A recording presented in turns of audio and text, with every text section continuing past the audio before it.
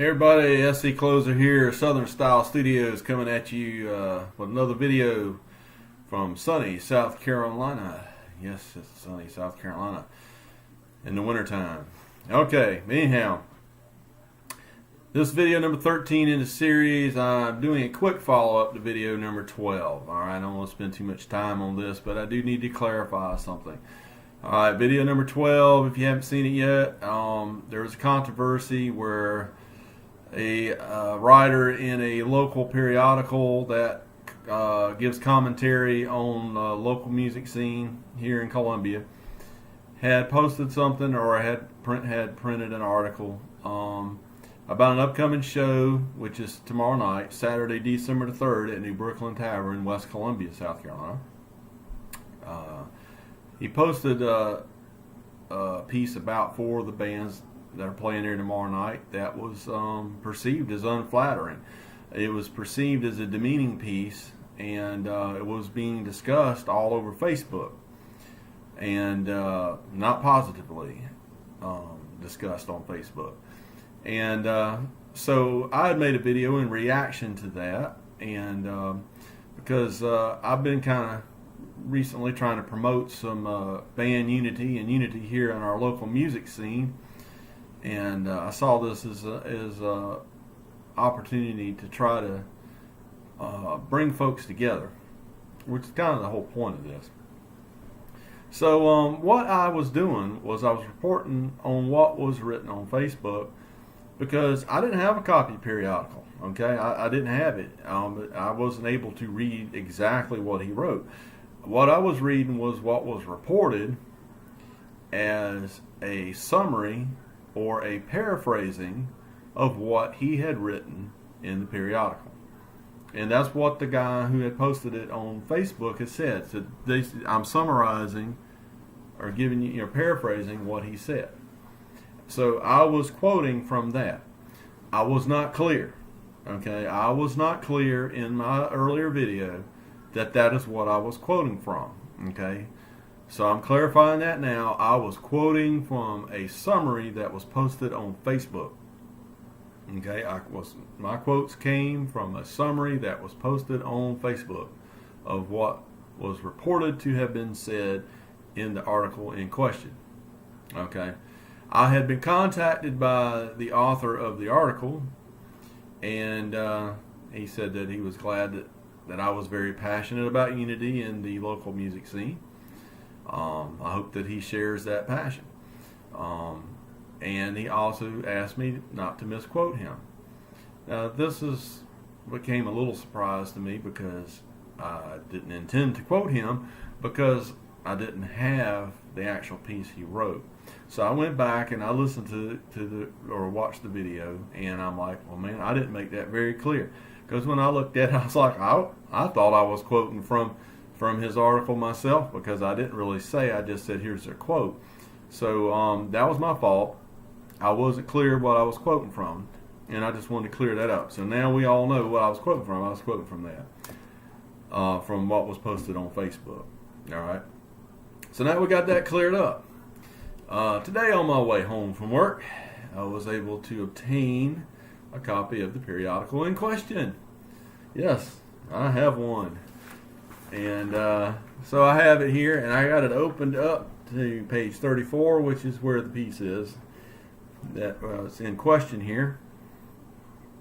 And anyway, so I can read it to you, and so I can. These are direct quotes. Got it right here.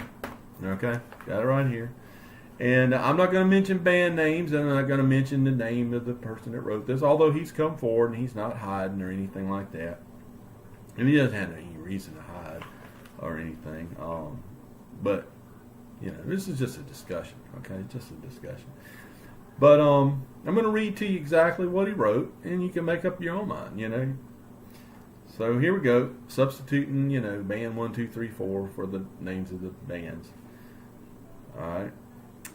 A doff of the hat to band number 1 and band number 2 for keeping the faith in Sunset Strip sleaze rock, a generally unloved genre, not taken seriously or seen as useful outside of strip clubs.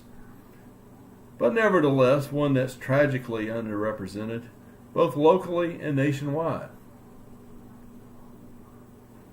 Alright. I'll read it one more time. A doff of the hat to band number 1 and band number 2 for keeping the faith in Sunset Strip sleaze rock, a generally unloved genre not taken seriously or seen as useful outside of strip clubs, but nevertheless one that's tragically underrepresented both locally and nationwide. Okay. Now, got the actual quote here. I can see where he may have been trying to compliment these two bands. I can see that. He may have been trying to compliment them. However, I also can see how the two bands that are recipients of this compliment might not think that they were complimented. And they obviously didn't. I know some members of these bands that felt like they had been slighted by this comment. So I can see, I could give him the benefit of the doubt on that. He might have been trying to give them a compliment on this, but that's pretty unclear, and it's definitely vague enough that it could be kind of interpreted different ways. And it was. It was perceived as negative. I might give him benefit of the doubt on that one, but pretty close. All right, quote number two. Band number 3 likewise specialized in a bygone style of hard rock, but one with too much angst to be much fun. I'll read that to you again. Band number 3 likewise specialized in a bygone style of hard rock, but one with too much angst to be much fun. Now that's hardly positive. That's not. It's not making people, like beat down the doors to get in to see these guys. Okay, that's hardly positive. Here's quote number 3. Band number 4 takes a well-screamed but otherwise ineffectual crack at throat metal. All right. Read it to you again. Quote number 3 says, Band number 4 takes a well-screamed but otherwise ineffectual crack at throat metal. That's not positive, I don't think either. Now, what was written on Facebook, and this is how people perceived it, because they said this was a summary, this was a paraphrasing. So when people post this is how the reader that posted this, how he perceived it. He perceived it as saying that bands 1 and 2 or Sunset Strip sleaze rock that nobody was interested in hearing. Now that's what he put. That's a little bit different, but that was the message that was conveyed to him. Not exactly what was said, but it was what was conveyed to this person. All right. In the second quote, the person on Facebook had said that they said band number 3 was no fun. All right, and that's pretty close to what was written. Pretty close. It says with too much angst to be much fun. That's pretty close. So if that's what was intended to be said, you did a good job on that one, because they got that one pretty good. They got that one pretty close. That's what was perceived. And then what was perceived as a failed attempt at scream metal, which was from the Facebook post. The actual quote was, "An ineffectual crack at throat metal." That's not much difference. There's not much difference. So I give him a little bit of benefit of the doubt on the quote number one. That wasn't, was a little different than what he had said, but 2 and 3 are substantially the same as what he said. Pretty good paraphrasing, I would say, of what was said. So, in any event, any of those could hardly really be seen as positive. Really. I mean, who would really see these as positive? Like I said, a doff of the hat.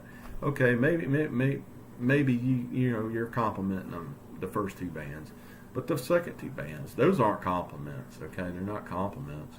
Do I expect you to compliment the bands? No, I don't expect you to compliment the bands. I don't expect you to do nothing. Just be fair. Be fair with the bands, because this is the bigger point. I wanted to read these because I wanted to clarify it, because he said I misquoted them. I wasn't intending to quote them. I intended to quote them now, and I actually read the actual direct quotes. I wasn't clear in the last video. I've cleared that up. That's the main thing I wanted to do in this video, clear that up. I didn't want to revisit this, but hey, we're here now, so let's do it. But yeah, we got that clear. But the underlying point is still the same, and I still stand by what I said in the other video.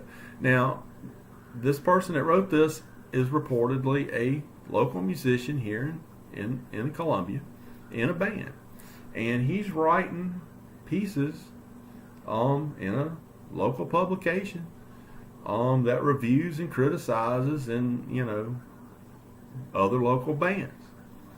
So, you inherently have a conflict of interest here. I mean, you're writing about what's in effect your competition. You're writing about your peers in the same business that you're in, giving them reviews, public reviews, and it would call in question your motive. It would call in question your motive if you post things that are unflattering or demeaning. Rightly or wrongly, that's how things like this are perceived. Now, he may not have intended that, and I'm not saying that he did intend to demean these bands, but I'm sure he can understand, and anybody who's watching this, you can understand how that could be interpreted as, him trying to be demeaning to the competition. So that was one of my broader comments, and one of my broader points I was trying to make. You got to be careful about what you say. You got to be careful about what you say, because people perceive things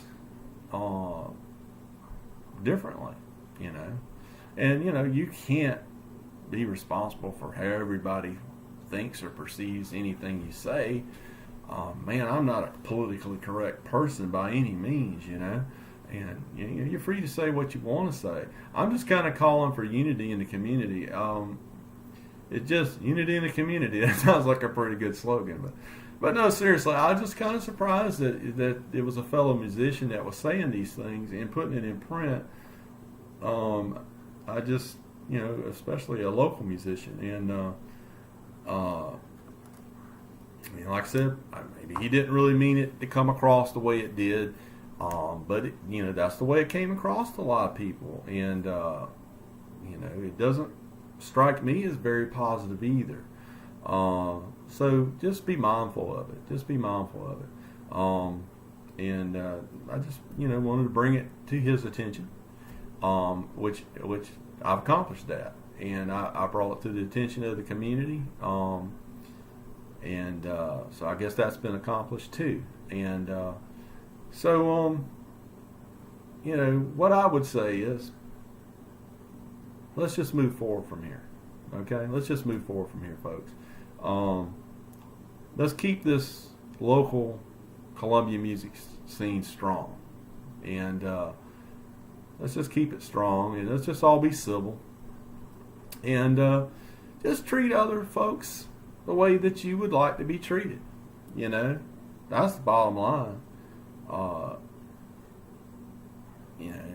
Don't write something about somebody that you wouldn't want written about you. And the other point I was trying to make, really this publication, one of the main things it does is it promotes events and restaurants and businesses and bands in this community. And so, it's kind of in the interest of this publication to try to positively do this. I don't see a benefit in trying to be demeaning to the bands. And again, it may have been unintentional. Okay, it may have been unintentional. I'm not trying to say that it was, but in any event, that's all I want to say. I didn't want to revisit it at all, but we did. Hey, if I don't say it, who's going to say it, right? So, anyhow, I look forward to seeing everybody tomorrow, Saturday, December the 3rd at New Brooklyn Tavern. I'll be there. Hope to see a lot of folks that I know, and I hope to see a lot of folks I don't know. I hope that you guys will come on out and support these bands, see what they're all about, see what this local music scene we have in Columbia is about. I also like to invite the author of the article here, in question, has no hard feelings. I'll take this as just a misunderstanding. No hard feelings. Come on out. I'd like to meet you too. You're part of the scene. As far as I know, I've never met you. So come on out and we'll enjoy the bands together and bury the hatchet, so to speak, and we'll get to working on strengthening this community again and have some fun. Okay? So that's all I got to say. That's it. Quick one, 17 minutes. All right, guys, this is SC Closer. I'm gone. Catch y'all later. Bye.